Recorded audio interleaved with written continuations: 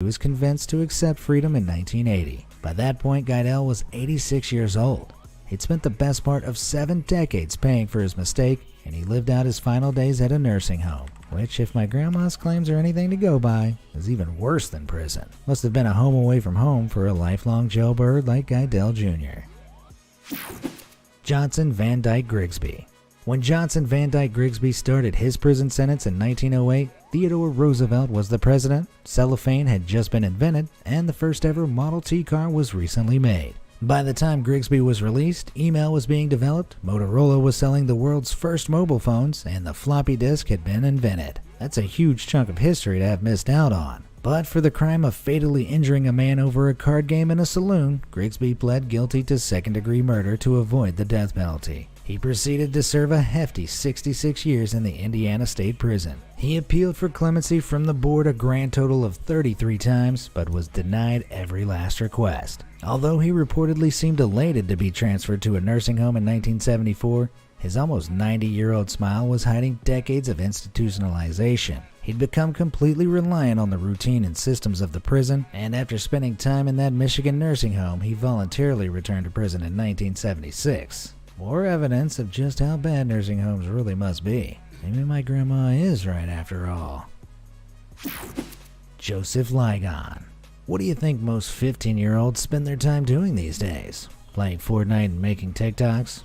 Well, that's a world apart from what Joseph Ligon was doing at that age. Back in 1953, this juvenile delinquent was busy being sentenced to life in prison without parole. He and 5 of his friends had gotten drunk and decided to commit a series of robberies and a crime spree that left 8 men injured, 2 of them fatally. Ligon pleaded guilty to his crime spree in Pennsylvania, one of only 6 states where life sentences for this type of crime are imposed without the possibility for parole. At the time, that meant the 15-year-old was essentially sentenced to die in prison. The years passed without any light at the end of the tunnel for Ligon, but between 2012 and 2016, new laws dictated that mandatory life sentences without parole for juveniles was unconstitutional. Ligon was offered parole in 2017, but just like Paul Guidel Jr., he declined. He rejected the proposed offer of supervised probation, asserting that if he couldn't be completely free of the justice system, he may as well just stay in jail. By that point, Ligon had become the world's oldest juvenile to serve life without parole. To this day, he's still behind bars, having served over 67 years in prison. Renee Lima. At just 19 years old, Renee Lima Marin was heading down a dangerous path. In an attempt to make a quick buck, he and his friend Michael Clifton robbed 2 video stores at gunpoint in 1998. After their getaway's car's license plate number and their descriptions were given to the police, the 2 were arrested. Lima was sentenced to a staggering total of 98 years in prison.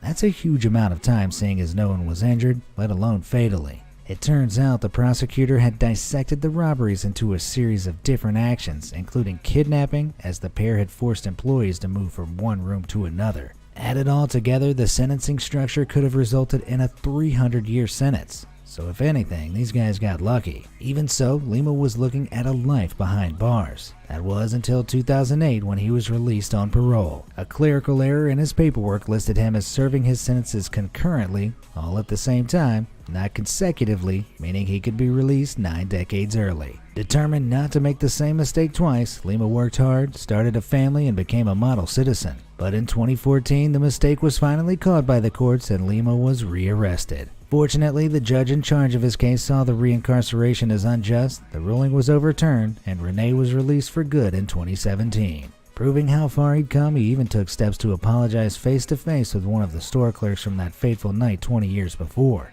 If you were in that clerk situation, would you have been able to forgive Lima after everything that happened? Let me know in the comments. Chimoy Tiaso. Can you guess how many years the longest prison sentence ever handed out was? 200 years? 1,000 years? 2,000 years? Try 141,078 years. It may sound insane, but that was the final number handed down to Chimoy back in 1989.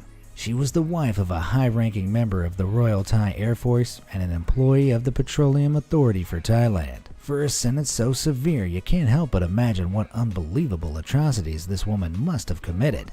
Did she blow up a skyscraper full of orphans? Was she responsible for the extinction of dinosaurs? Or did she kill Harambe?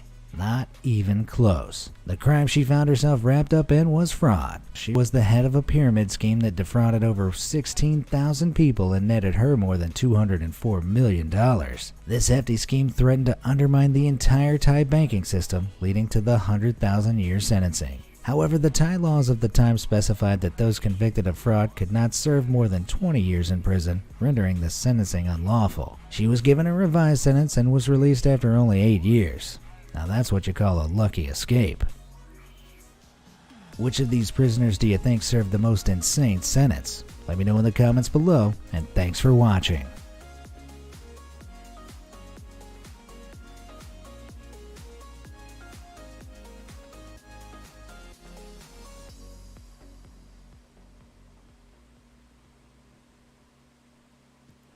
Pro athletes are some of the highest paid people in the world.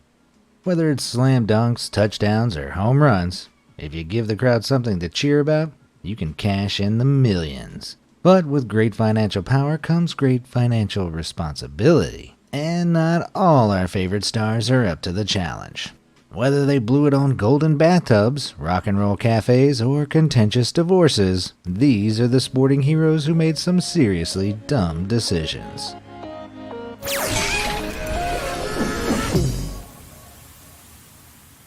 Iron Mike's spending hike. For pro boxer Mike Tyson, there's no such thing as bad publicity. Able to turn any attention into showcase fights and publicity endorsements, Iron Mike became one of the highest paid athletes of all time.